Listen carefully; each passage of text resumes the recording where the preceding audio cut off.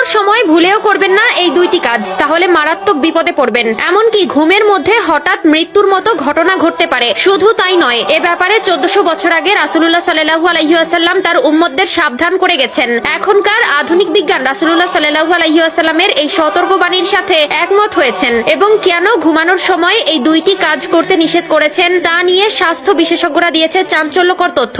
ঘুমের সময় যদি কোনো ব্যক্তি এই দুইটি কাজ করে তাহলে জীবদ্দশায় সে বড় বিপদে পড়বে এবং হঠাৎ মৃত্যুর মুখে পতিত হতে পারে। প্রিয় দর্শক, অবশ্যই ভিডিওটি শেয়ার করে দিয়ে সকলকে সাবধান করে দিবেন এবং ঘুমের সময় রাসূলের নিষেধ করা এই দুইটি কাজ থেকে বিরত থাকার পরামর্শ দিবেন।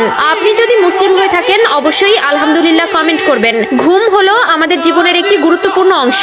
আল্লাহ তাআলা রাতকে বানিয়েছেন মানুষের ঘুমের জন্য এবং দিনকে বানিয়েছেন মানুষের কর্মের জন্য। রাতে যখন আমরা ঘুমাতে যাই জানি না আমরা সকালের আলো দেখব কিনা। আমাদের ভুলের জন্যই অকালে আমাদের মৃত্যুর মুখে পড়তে হয়। এমনকি মৃত্যু না হলেও সারা জীবন হাসপাতালে দৌড়াদৌড়ি করতে হয়। তাই সতর্ক থাকলে অনেক সমস্যা থেকে নিজেকে হেফাজত করা যাবে। ঘুমের সময় কোন দুইটি কাজ করা উচিত নয় চলুন জেনে আসি। 1 নম্বরে, ঘুমানোর সময় লাইট জ্বালিয়ে ঘুমাতে নিষেধ করা হয়েছে। প্রিয় দর্শক, আমাদের অনেকেরই অভ্যাসগত কারণে আমরা লাইট জ্বালিয়ে ঘুমাই। গবেষণায় দেখা গেছে আলো দেহঘড়িকে কাজ করতে বাধা দেয়, যা বায়োমেকানিক্যাল পরিবর্তন ঘটায়। ফলে দীর্ঘমেয়াদের উচ্চ রক্তচাপ, হৃদরোগের ঝুঁকি বেড়ে যায়। লাইট জ্বালিয়ে ঘুমালে বিষণ্ণতার ঝুঁকি বাড়তে পারে। শুধু তাই নয়, ইলেকট্রনিক ডিভাইস থেকে নির্গত নীল আলো আপনার মেজাজের উপর খারাপ প্রভাব ফেলে। আলো ঘুমের অভাবের সঙ্গে সম্পর্কিত, যা মেজাজের পরিবর্তন এবং বিরক্তির কারণ হতে পারে। শিকাগোর নর্থ ওয়েস্টার্ন বিশ্ববিদ্যালয়ের গবেষকদের মতে আলোর নিচে ঘুমালে গ্লুকোজের মাত্রা বেড়ে যায়, বিপাক ক্রিয়ায় বিঘ্ন ঘটতে পারে, এমনকি হার্টের অসুখ, ডায়াবেটিসের ঝুঁকিও বেড়ে যায়। 2 নম্বরে, ডান কাত হয়ে ঘুমাতে বলা হয়েছে।